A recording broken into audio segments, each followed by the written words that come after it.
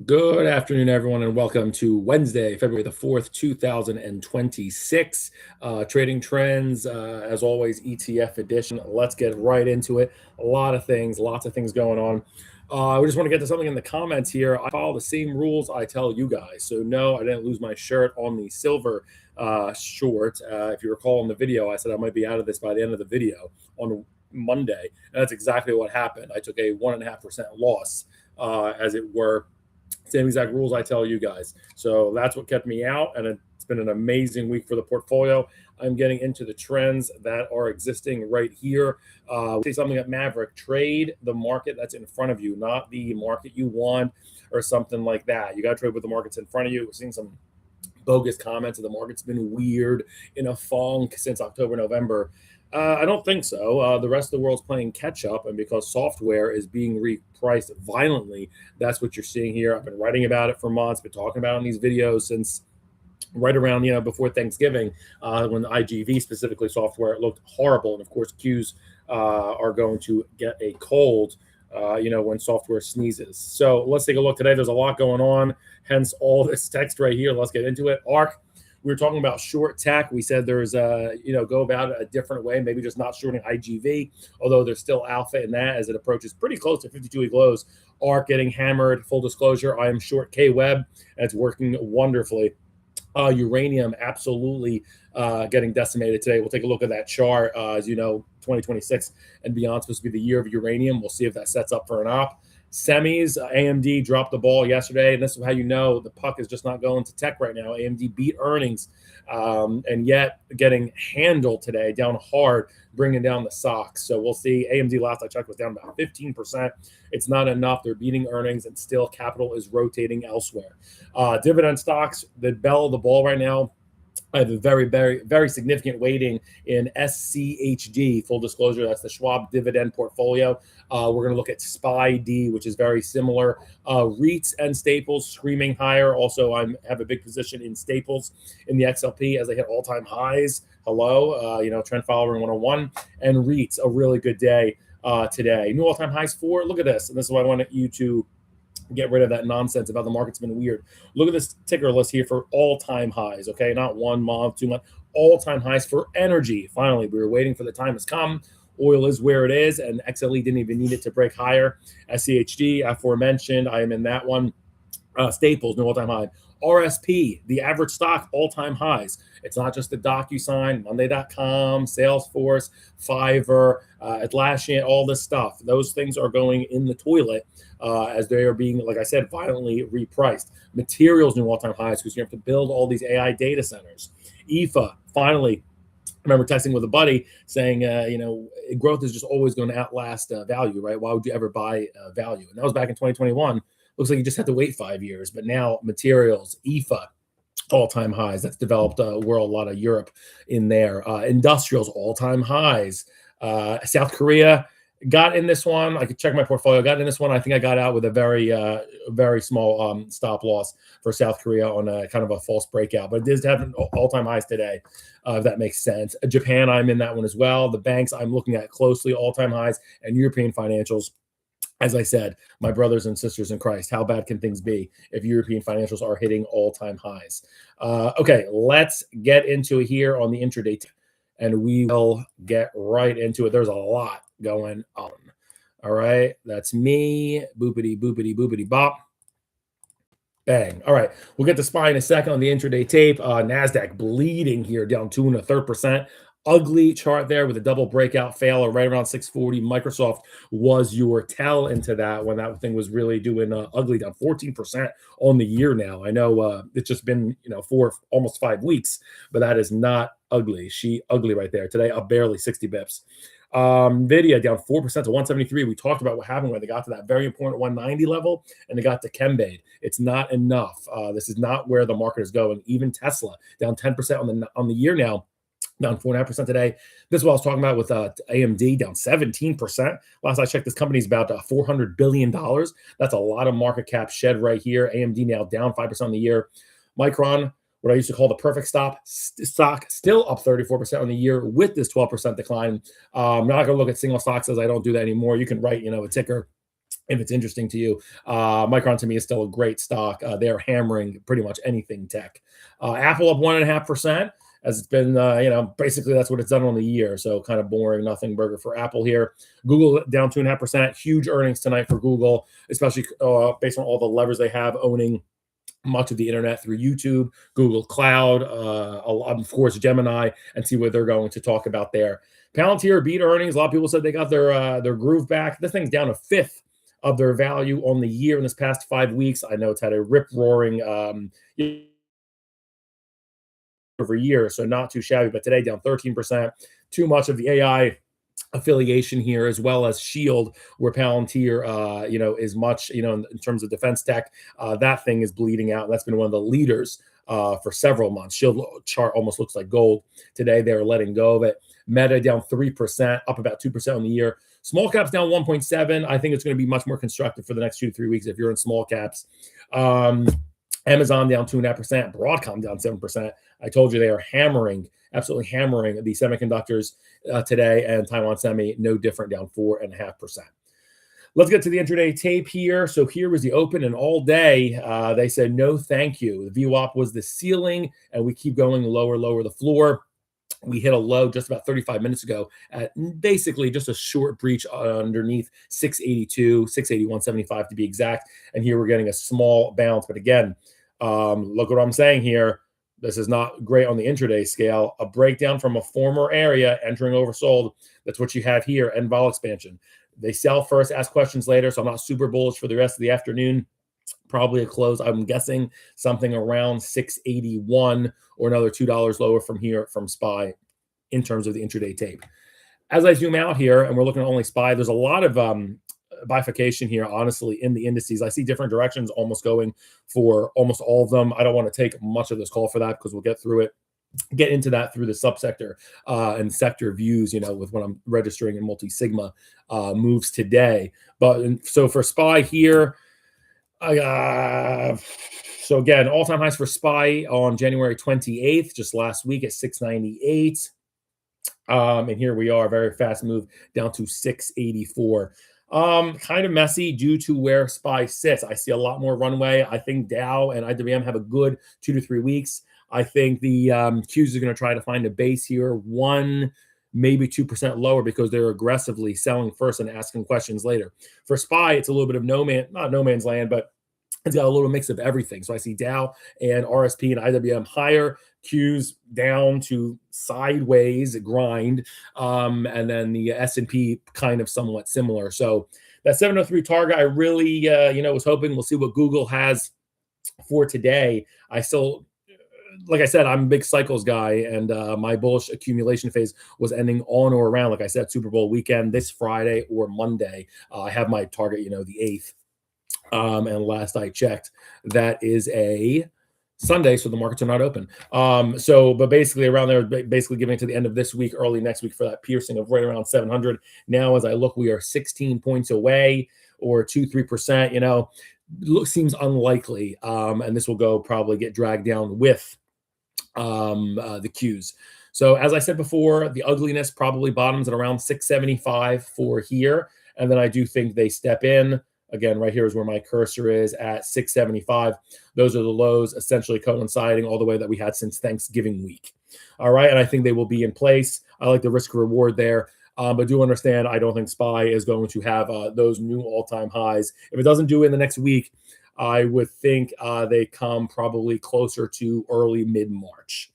All right, let's get into the big moves of the day. There are many, and I mean many. Let's go with the moves up, because there's not a ton of them, but we'll focus on them because there is a market, absolutely a bull market somewhere, as my Philly man, Jim Cramer, says. So here we go. High dividend portfolio. Look at this. Look at this. Love to see it fractally on every different time frame. We just did it intraday on SPY. Now we're going to do it on a 1-year chart on high dividend portfolio. Break up from a former region, including overbought registration here. Bang. And that's one of the reasons why this thing is going higher. Dividends are real. Folks are appreciating dividend yield ETFs. This thing has a 4.3 div yield. That is phenomenal. In terms of momentum here, I have about a 46 half target for this, so a little bit, over its skis here. But I think this has to appreciate in time versus price. So I see a little bit, zigzagging. This typically, by the way, it's a dividend ETF, and they are flooding into it. You're seeing the 200-day moving average start to curl higher. This thing essentially had a floor of $43, and now again, like I said, that break above $45 is immense.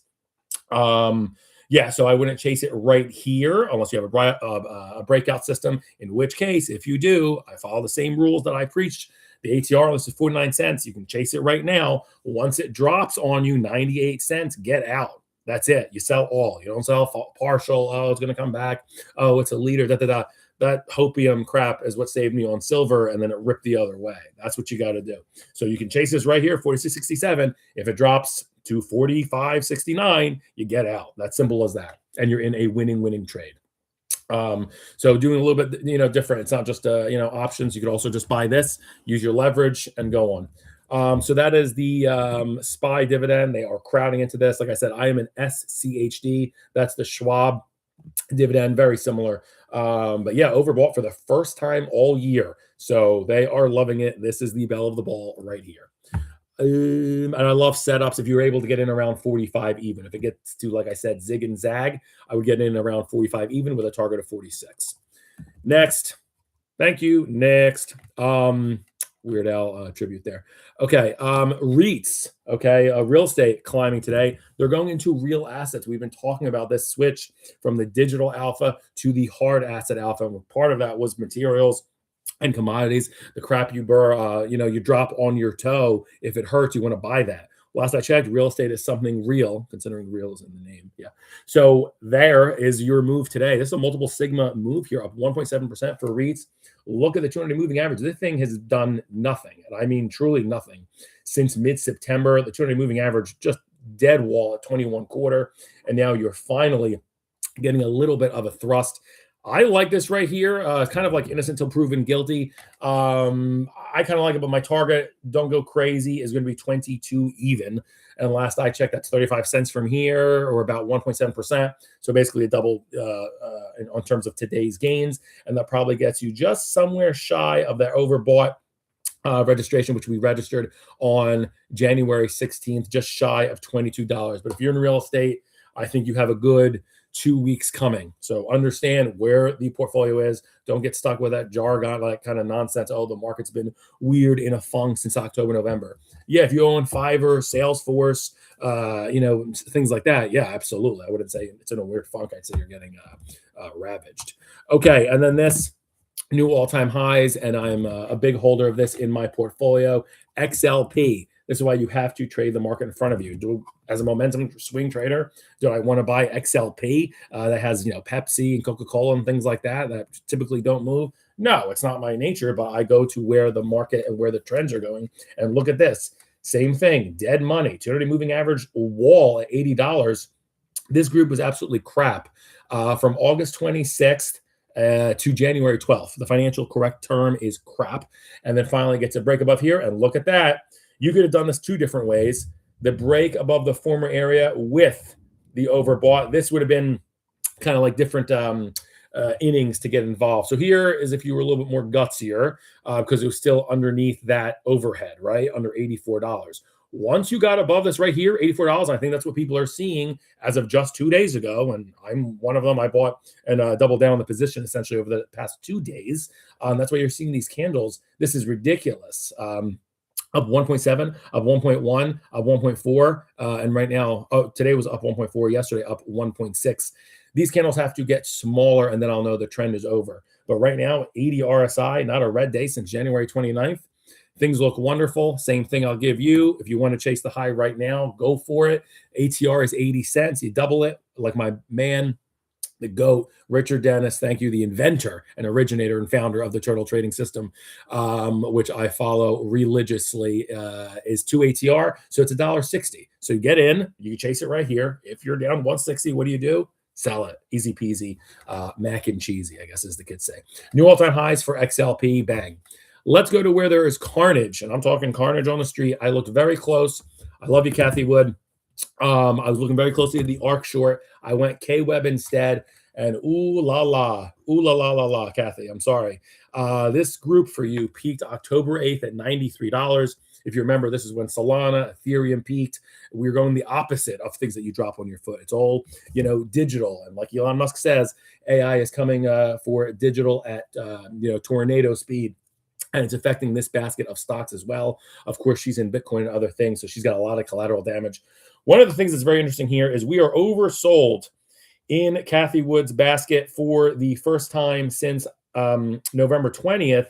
And before that, April 8th, coinciding with the 52-week low for SPY when everyone was selling everything stateside here.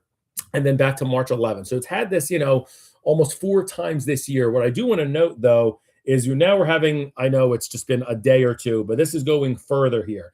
So I do not like this. This has not been green, by the way, ARK, since January 22nd.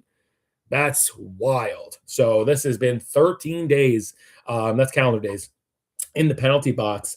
And it had a 50 RSI there too. It had a 55 RSI actually. And I don't like the resistance here at $84. And then, the lower highs and then the higher lows. IGV's at an 8-month low here. If you were just to do, an overlay here and take that down to 8-month lows here for ARK, that takes you down to like $52. So that's kind of crazy talk.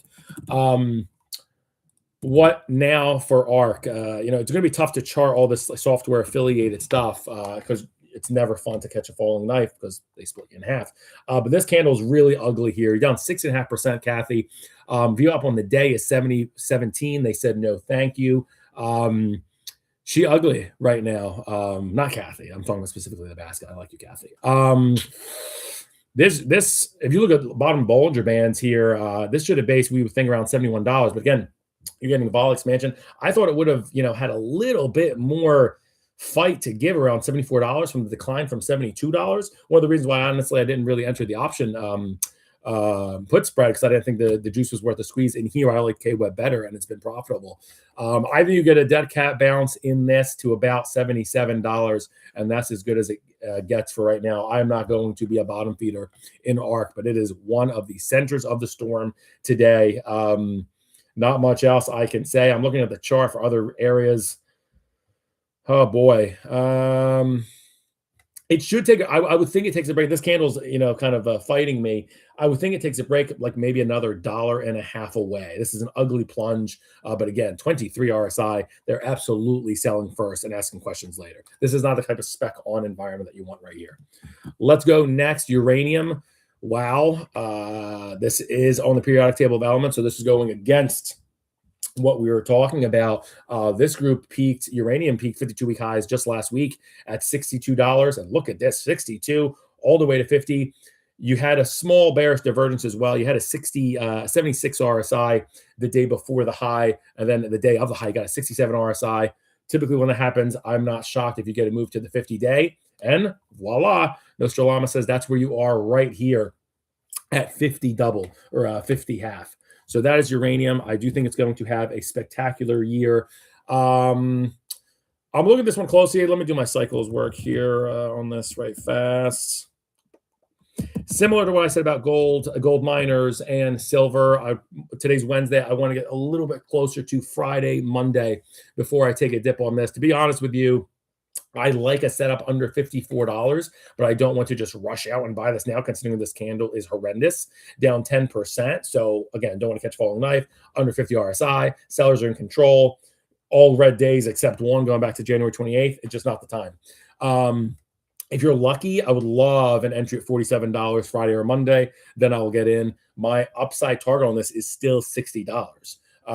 So that's a wonderful risk reward if you get there, but let this wait a little bit. This is horrendous looking candle. You don't have to catch this right now. I'd much rather buy into strength. Next. And then the semiconductors, we alluded to this in the open. AMD tank in this group right here. The SOXX down 6%.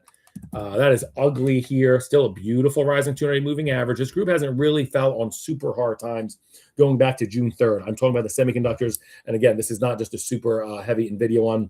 This has Broadcom, Micron, obviously AMD, etc. It's not just NVIDIA.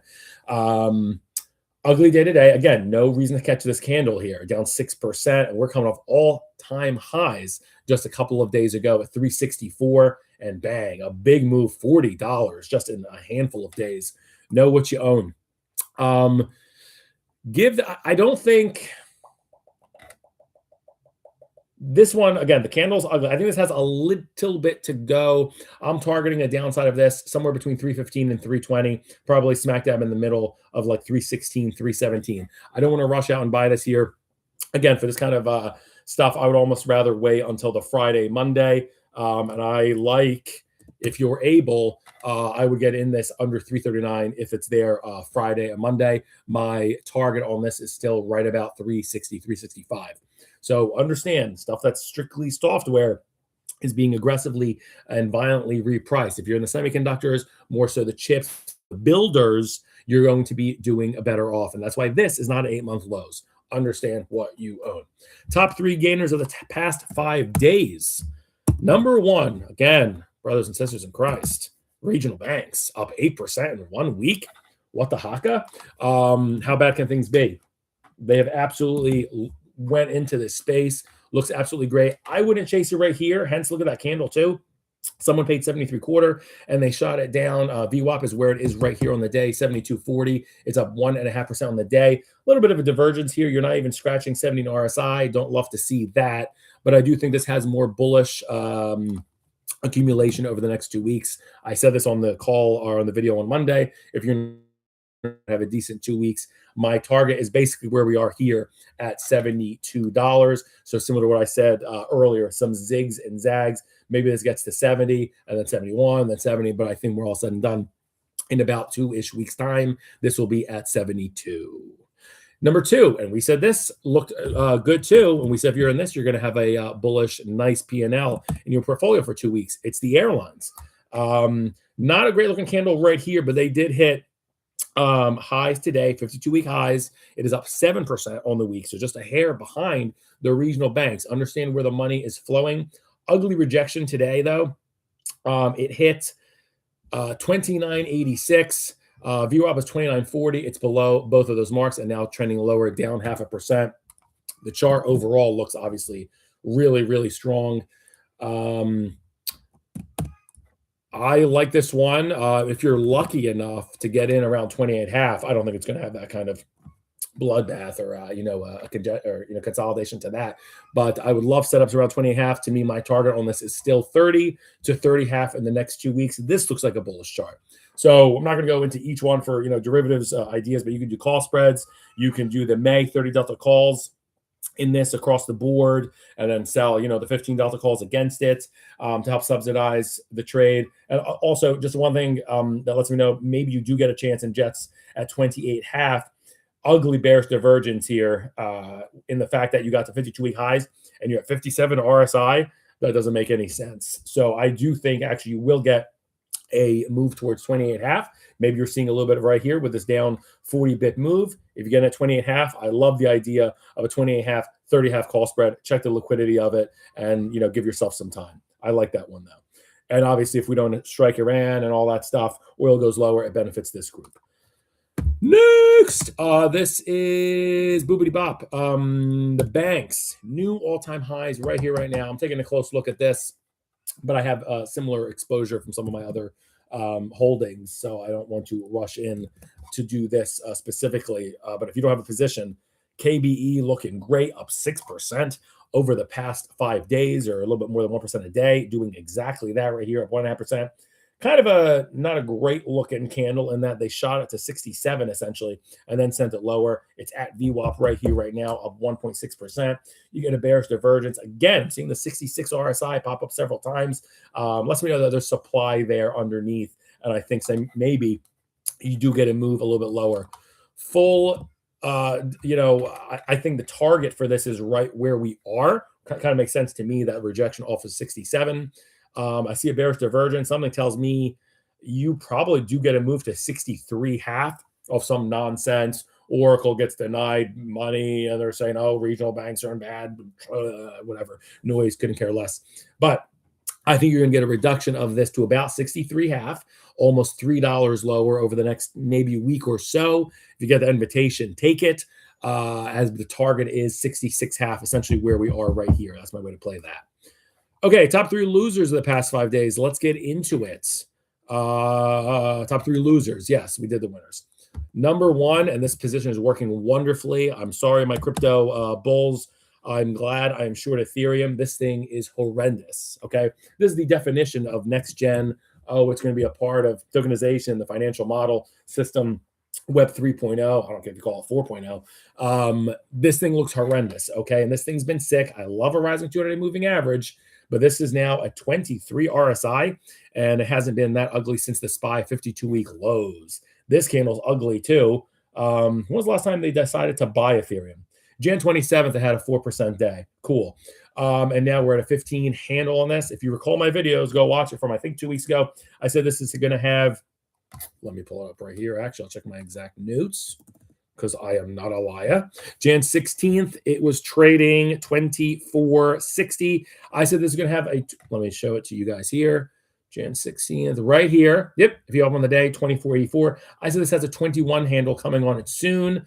It did it less than 2 weeks after, and now, damn, very fast moves. And that's the correct financial term as well. 16 handle, which last I checked, it's a lot lower than 21. I am direct short ETHA right here, and pressing my bets and getting more aggressive once we broke underneath, almost a waterfall of selling, honestly, in crypto. I'm going to get to IBIT at the end. Sorry. This looks ugly. Again, view up on the day, 1622. It's so far off from that they don't care, and it's down 9%. Again, it's down 30% over the past 5 days. That's an average of 6% a day. Today, more than that? No. You need to see volatility contraction. Excuse me. You need to see that. I don't take a breath when I do these things. You have to see that move start to move less than 3% a day. You can't have this outside the averages. So this to me looks like it's going lower. I got to look at the area on the chart. My God, this thing's looking like nat gas. $13 maybe next stop. It looks ugly. The debt cap bounce, it sounds crazy to me, but it might get you to $21. I don't really believe in that. That's what the charts tell me. And usually that's when I'm on the right side of the tape. But for right now, you got to let this thing finish bleeding. It looks horrendous. Horrendous. I'll let you know when I'm out of my short. It's nowhere near. The second worst trade of the past 5 days is silver. And I know people gave me flack on this on YouTube. Oh, don't follow this guy. What's he doing? Oh, my God. Yeah, we did it because it broke ATR on the downside. That trend had been hit right here. Let me get into this. The all-time highs in silver are the highs in silver January 29th. I'm looking at SLV at 110.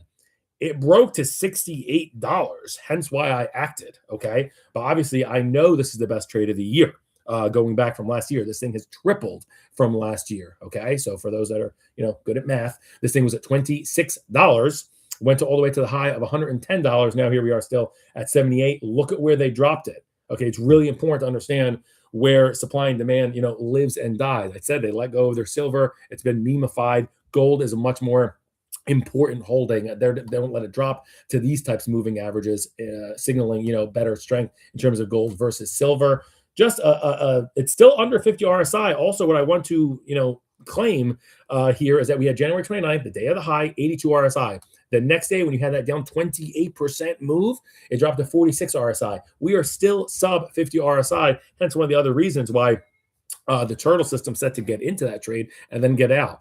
So for right here, as I said, it's getting very close, in my opinion, to start to nibble on the metals again. I told you I want this to consolidate more so in terms of time versus price. We were just up to our skis in this thing, just 6 days ago. So just calm down. I stick with my Super Bowl Friday, Monday call of this. And if it's under $82, I love that invitation. I would think you should take it, as my target is still $102 on this. The story is not over, okay, by any stretch.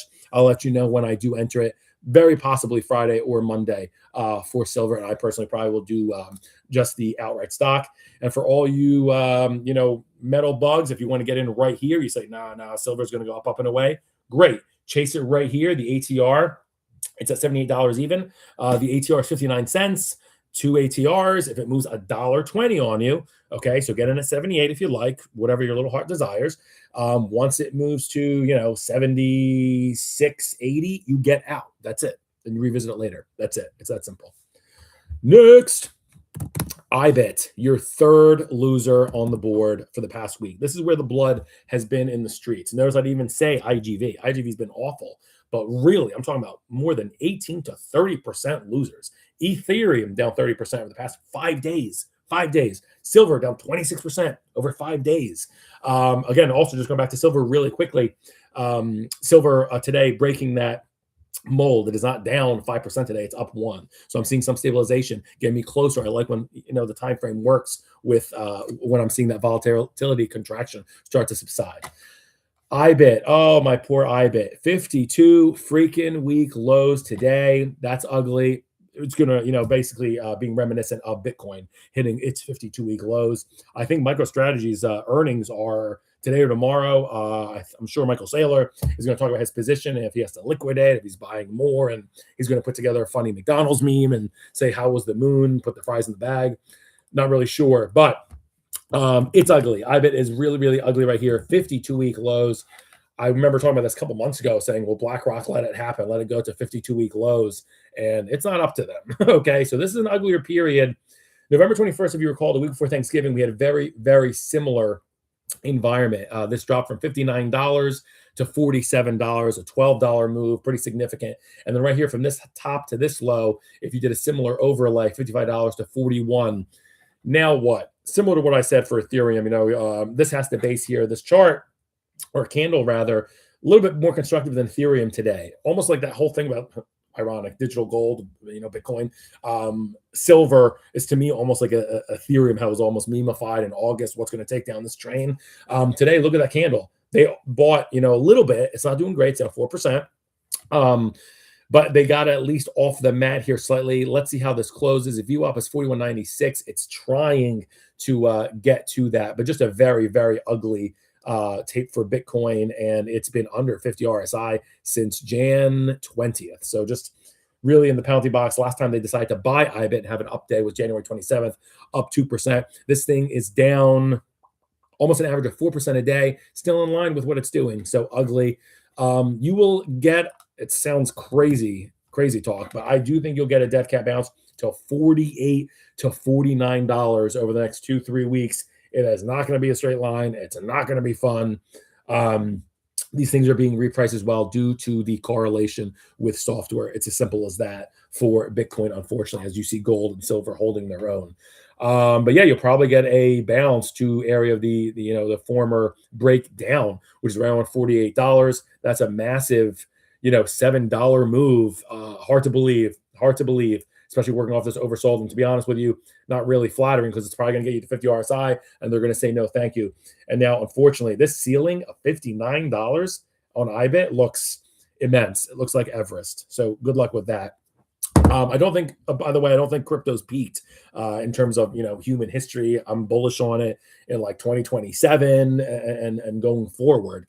But right here, tactically, strategically, the thing's dog crap. Top 3 trades of the past 5 days. If you've been short Ethereum, short silver, and short IBIT, congratulations. You are absolutely killing the stock market, and that's how you get alpha. I am in one of those trades very, very handily. All right, we will talk to you on Friday. Let's see what the market does. Peace. Google tonight.